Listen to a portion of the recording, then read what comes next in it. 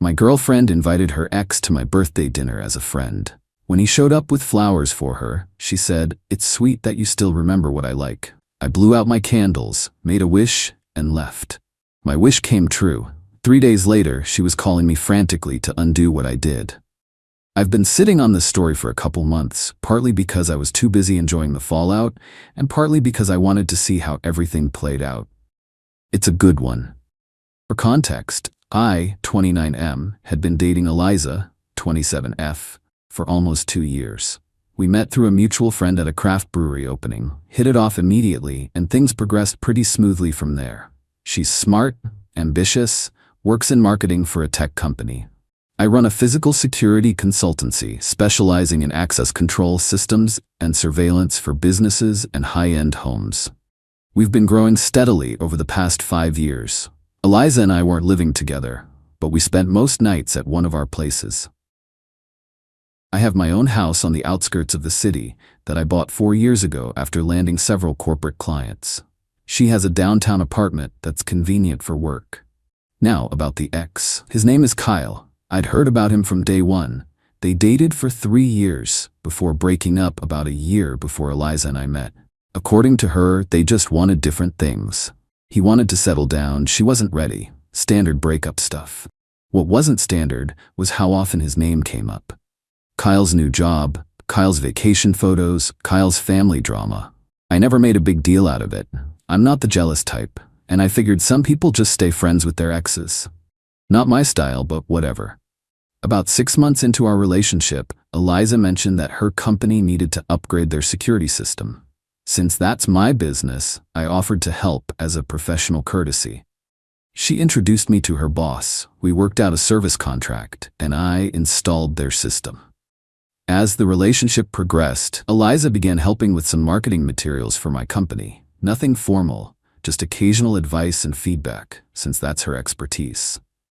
Then came my birthday. Eliza insisted on organizing everything. Dinner reservation at this upscale place I'd mentioned wanting to try, inviting a small group of our closest friends. I was touched by her effort and looking forward to a good night. The day before, she casually mentioned, "Oh, by the way, I invited Kyle too." I looked up from my laptop. "Kyle, your ex?" "Yeah, is that okay? He's just a friend now and he gets along with most of the people who'll be there." Something felt off, but I didn't want to come across as insecure. "Sure, whatever, it's just dinner." The night arrives. We're at the restaurant, a table for 8. My best friend Tom and his wife, my business partner Jared, 2 other couples we hang out with regularly, Eliza and me. We're having drinks, waiting on the last guest.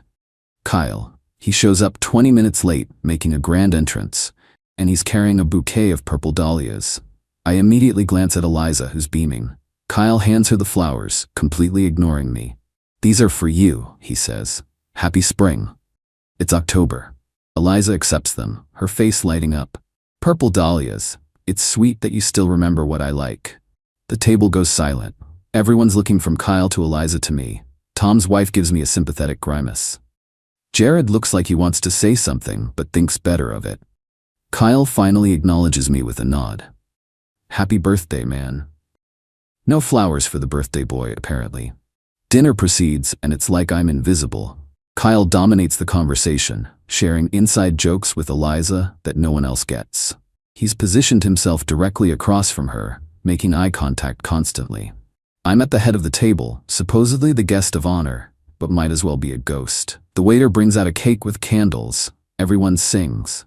Eliza puts her arm around me, the first time she's really paid attention to me all evening. I stare at the flames.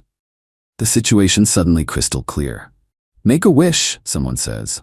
I look at Eliza, then at Kyle, then back at the candles. I wish for clarity, for self-respect, for what needs to happen next. I blow out the candles, stand up, toss my napkin on the table, and calmly say, "Thanks for coming, everyone. I need some air." Eliza looks confused. "You're leaving? We haven't even cut the cake." "I've lost my appetite," I reply. "Kyle can have my slice. Seems like he's taking everything else of mine tonight anyway." I walk out, ignoring Eliza calling my name. Outside, I take a deep breath. No anger, just resolution. I call an Uber and head home. My phone blows up with texts from Eliza. "Where did you go? You're being ridiculous." It's your birthday dinner. Kyle is just a friend. Come back and we can talk about this. I reply with just one message. I'm not coming back. Not tonight, not ever. We're done. She calls repeatedly. I don't answer. Instead, I go home and do something I should have done long ago. I log into my home security system. See, part of my business involves installing high-end security systems. My own house has one of our premium packages. Cameras at entry points, smart locks, the works. All accessible via secure app.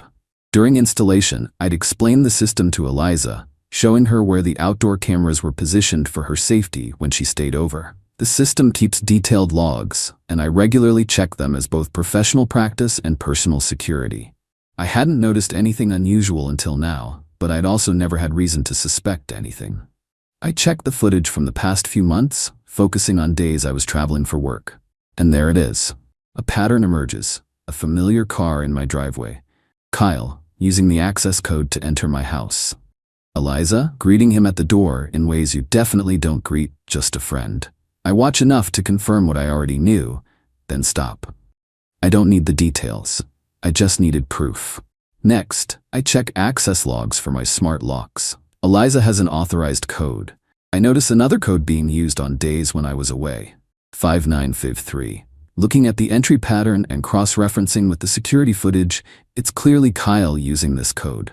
A quick check confirms 5953 spells Qley on a phone keypad. Eliza had created a code for him without my knowledge or permission. I immediately revoke all access codes except my own. Change the alarm codes too. Then I send Eliza one text with a single frame from the security footage showing Kyle entering my house, timestamped from 3 weeks ago when I was at a conference in Denver. Her response is immediate. I can explain. I don't reply. Instead, I compose an email to her boss. Since we had a professional relationship through the security system I'd installed for their company, I politely inform him that I'm designating a different account manager from my team to handle their service needs going forward, citing a personal conflict of interest. I assure him there will be no disruption in service.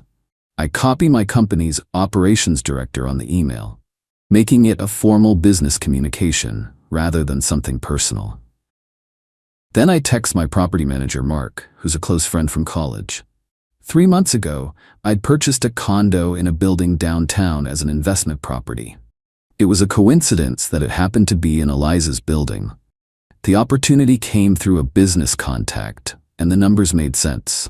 I'd mentioned owning a rental property to Eliza but never specified where, and she never asked for details. The unit I bought was on the same floor as hers, but down the hall, Unit 3F, while she was in 3B. Hey Mark, tenant in 3F at Parkview mentioned water damage in the bathroom ceiling. Can you check it out when you get a chance? Might be a pipe issue affecting other units too. The tenant had actually reported this issue a week earlier, and I'd asked Mark to schedule a plumber, but the tenant's travel schedule had delayed the inspection. Now seemed like a good time to follow up. Mark replies quickly, "No problem. Plumber is scheduled for tomorrow morning. I'll let the building management know we need to check adjacent units too, as a precaution." I go to sleep surprisingly peacefully. The next morning, Eliza has sent 27 texts and left 13 voicemails. I read and listened to none of them. Instead, I call Tom, who's bewildered by last night's events. "Dude, after you left, it was super awkward. Kyle tried to act like everything was normal, but everyone was uncomfortable." Eliza kept checking her phone, then she and Kyle left together about 20 minutes later. "They went to her place," I say, not asking. "Probably. What are you gonna do?" "Already doing it." I explain about the security footage, and he whistles. "Cold, man, but deserved." "That's not all," I say and tell him about the apartment. "Wait, you own a unit in her building? She doesn't know?" "I bought it as an investment 3 months ago. Good location, below market value. She knows I own rental property but never asked for specifics, and now there's legitimately a plumbing issue that needs investigation." 3 days after the birthday dinner, it happens. My phone rings. "Eliza." I let it go to voicemail. Then again, and again. I'm in a meeting with a client when the texts start. "What did you do?" "There's water everywhere. The plumber says it's coming from the unit down the hall. The whole bathroom ceiling collapsed. Please call me back." What actually happened was more complicated than I expected. The plumber discovered a slow leak in the shared wall between units 3F and 3B, my rental and Eliza's apartment. The pipe had been leaking for months, causing hidden damage. When they opened the wall to investigate, the accumulated water suddenly released, causing significant damage to both units. The building's maintenance supervisor declared both apartments temporarily uninhabitable until repairs could be completed. Estimated time? 3 to 4 weeks. I didn't cause the leak. It was a genuine maintenance issue that would have been discovered eventually, but the timing was impeccable. She calls again that evening, and I finally answer. "Where am I supposed to go?" she demands, skipping any greeting. "I hear Kyle has a nice place," I reply calmly. "You know about everything?" "Yes, security cameras, Eliza. Did you really think I wouldn't notice you bringing him into my house while I was away?" Silence then. "I was going to tell you." "When? After my birthday, when you made me sit there while he gave you flowers? Or maybe after I found his access code in my security system?" 5953. "Really?" More silence.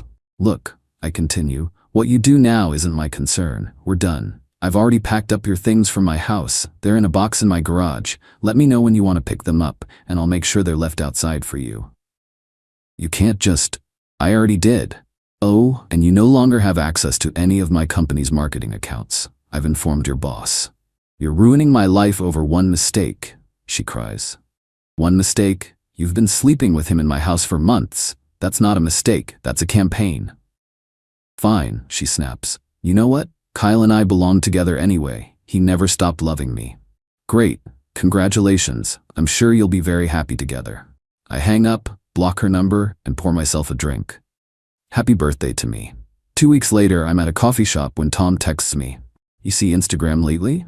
I hadn't. I check and find Kyle has posted photos of a weekend getaway with a woman who isn't Eliza. The caption, "Weekend escape with my favorite person. #no filter, #just happy." I almost feel bad for Eliza. Almost. A week after that, I run into our mutual friend Sarah at a brewery. She fills me in on what I've missed. Eliza had moved in with Kyle after her apartment flooded, assuming they were finally official. 3 days later, his ex came back into the picture. He asked Eliza to leave. She's now staying at an extended stay hotel that's eating up most of her paycheck. "She really messed up," Sarah says. "She had a good thing with you." "Water under the bridge," I reply, an unintentional pun that makes me smile. For what it's worth, I told her she was being stupid. Kyle was always a player. I shrug. Not my problem anymore. And it wasn't. I felt no anger, no desire for further revenge. The universe had handled it perfectly. 6 months later, my security business continues to thrive. I've hired a new technician and expanded our service offerings. I'm dating casually, nothing serious. My house is peaceful. I received one last email from Eliza about a month ago. Her apartment repairs were finally complete. She'd moved back in and found one of my sweatshirts in the back of her closet. Did I want it back? I replied with the address of a local donation center. Sometimes the best revenge isn't some complicated scheme. It's just standing up for yourself, walking away with dignity, and letting natural consequences unfold. And sometimes, birthday wishes do come true.